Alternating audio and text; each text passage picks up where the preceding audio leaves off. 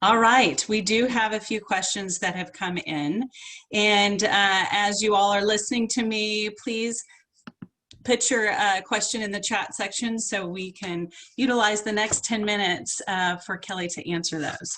So we have a question from Donna. How do you maintain the culture with working remotely? Great question. Yeah, it is a great question. So at Zoom, we have a very transparent and trusting culture. This has been embedded from day one. One of the things when you started Zoom, everyone is highly not required to read a book called The Speed of Trust. And so we have, one of the practices, for example, that we have is we have all hands twice a month, and anybody in the company can submit anonymous questions. And every single question gets addressed. I always say, like, no matter how awkward or crunchy it is, it's going to get addressed. And because employees know that we shy away from answering the hard questions, they keep asking them. And so we have continued that process during this pandemic. And in fact, the way that we do it now, we used to come together as mostly the executive team that was in San Jose. We all came together in a conference room and you were visible to the team there. So now what we do is, of course, we're doing it all via our webinar product like we're doing here today.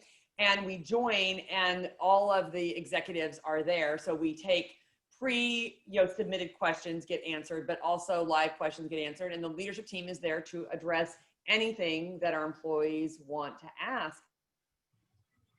And I think that even when we've had, some difficult times, some amazing times, and some difficult times at the company, it's really important because it shows your employees that the values haven't changed. Even in this, unique situation, this unprecedented time for Zoom and for the world, our values haven't changed. And that consistency is really important.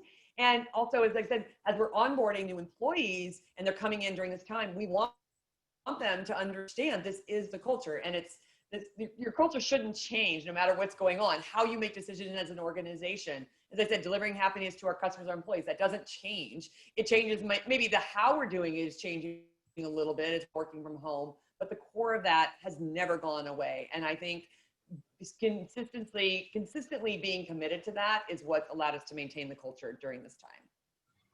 That's a great answer. I mean, that is something that I see a lot in the CFO Leadership Council.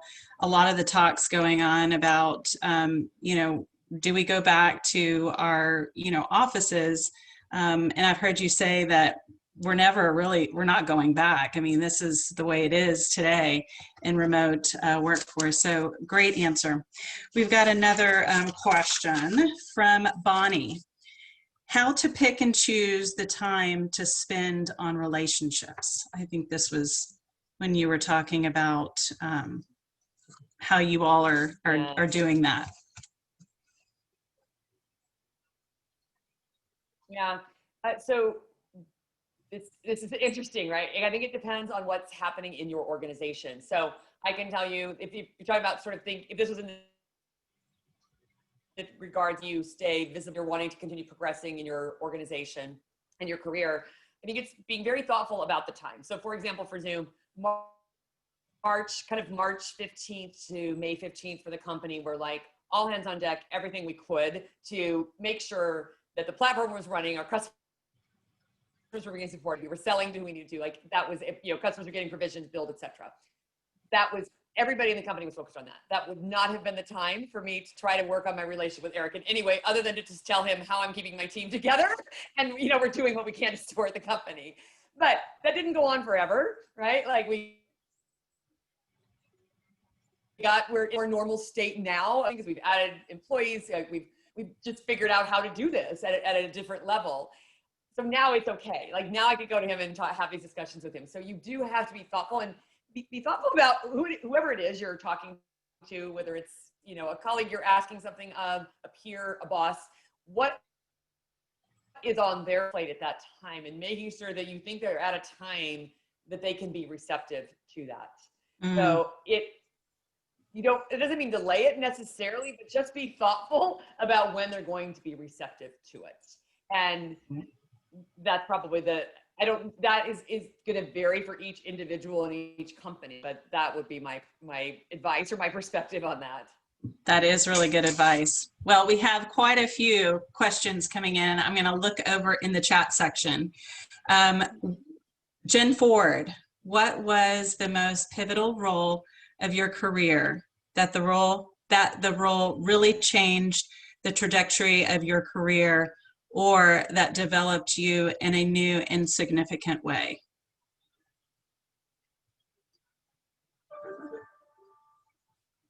I think probably the most pivotal role was my role at WebEx, where I started there as the controller chief accounting officer.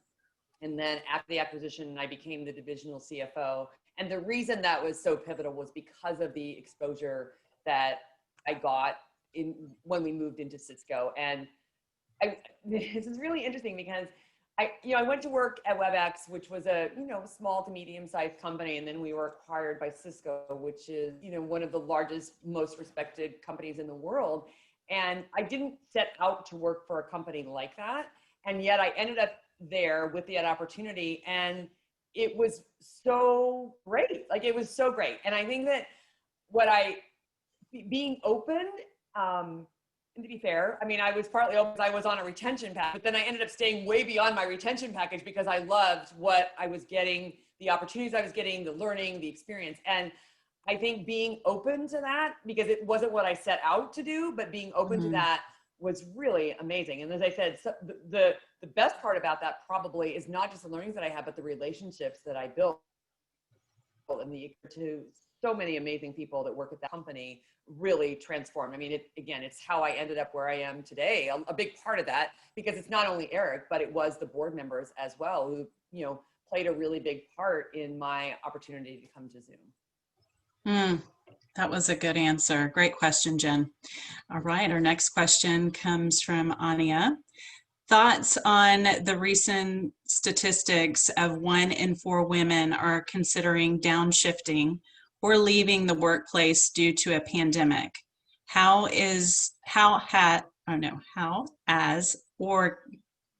Zoom? Let me reread that. How, as organization is Zoom supporting women employees? I think we can kind of connect the dots on that one. Go ahead. So, yeah, for sure. So, first of all, we are doing regular pulses of our employees to understand how they are faring during this pandemic. And we certainly have seen that women are not faring as well as our male employees. I think probably no surprise to those of you that have children at home. They are still predominantly, bearing that role of helping, teacher and also primary caregiver. So what we're trying to do, I think I talked about, giving lots of flexibility, being thoughtful about hours, letting people work off hours if that works better for them. We also, as a company, before the pandemic, we had a monthly gym stipend that was available to individuals. And as most of the gyms are closed during this time, we have taken the opportunity to provide a lot more flexibility about what that stipend can be used for. And so it can be used for food delivery, for groceries, for gym equipment. And I've heard from our employees, like, even the opportunity to order dinner in and not have to worry about making dinner one night a week really helps. And so just trying to find ways like that we support. It's supporting outside of Zoom, right? It's how we're supporting them in their lives that then is reducing the stress for them. And I think it's really important. And I think the most important aspect of that is being thoughtful about the boundaries and the expectations of people when they're trying to balance many aspects of their lives right now. True. I hope Jack was listening to that little tidbit. I would love to have dinner one night a week sent to me. That's awesome. All right, we've got a great question from Renee. As you think about the world returning to some degree of new normal, demands for Zoom will likely be reduced. Now is likely the high point. As a CFO, how do you think about the business model over the next 3 years? And how do you ensure you are not overspending, now when revenue may be reduced in the upcoming years? Yeah, it is a great question. So a couple of things. A lot of the growth in the last couple of quarters has come on our core meetings platform, which is what we're using today. But we have a full suite of products that now with this growth and opportunity to sell an additional products. So we have Zoom Phone, which is our cloud PBX solution. We have Zoom Rooms, which are our conference room solution. And we have our webinars and large meetings, which is a solution for virtual events.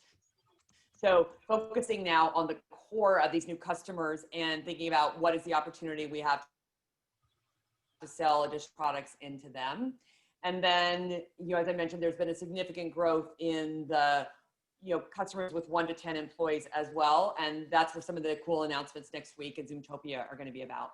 But in terms of how we're thinking about spending, it's kind of, I touched on this a little bit before, thinking about long-term and short-term needs. Like long-term, okay, we need, we've seen a significant increase in our brand awareness, which has opened up many new markets for us to sell into. So long-term, we absolutely need salespeople and we're investing there. And those are employees that, we assume will be with us for a very long time.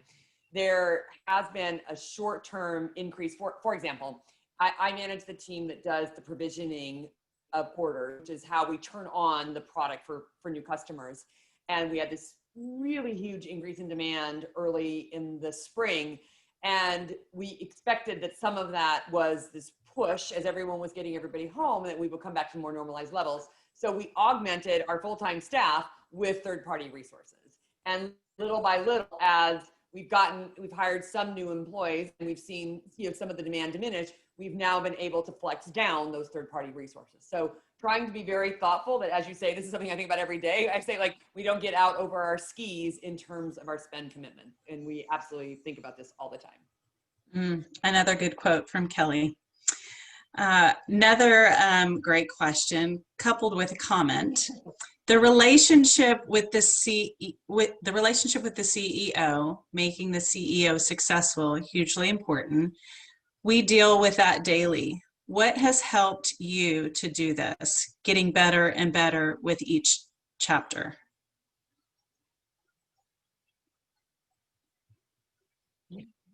So I think, every CEO is different.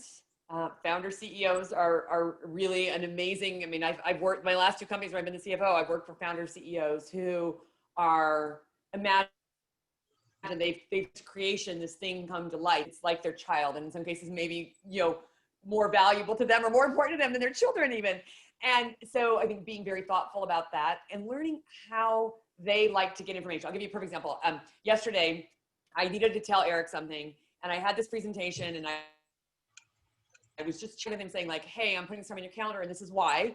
And he immediately starts asking me questions. Well, what about this? And I'm like, okay, here it is. Well, what about that? Here it is. And finally I just laughed. I was like, okay, Eric, this is like the deck that I have prepared for you, but okay, here it is now. And I just cut and pasted it into the chat because I'm like, he absorbs information very quickly. This is how he wants it. And I'm like, okay, I'm trying to keep him on my approach, and my schedule doesn't work. I need to adapt to the way that he takes information and what works for him. And over time, I've learned that. And also, I'm sure you all know this, but listen to the questions that they're asking and anticipate that in the next time. I've with my team, he asks for this schedule every single time. Now it just has to be part of our standard production every month or every quarter, because this is how he likes to see the information. Even if it's not how we think about it, it is how he thinks about it. And so let's just start building that in. And then he appreciates it, right? When you anticipate someone else's needs and they don't have to ask, it really makes everything easier. Absolutely. We have time for one more question, and that comes from Natalie. I just read an article this morning from Bizwoman. KPMG report finds 75% of top female executives have felt imposter syndrome. Did you feel that at any point, and how did you overcome that?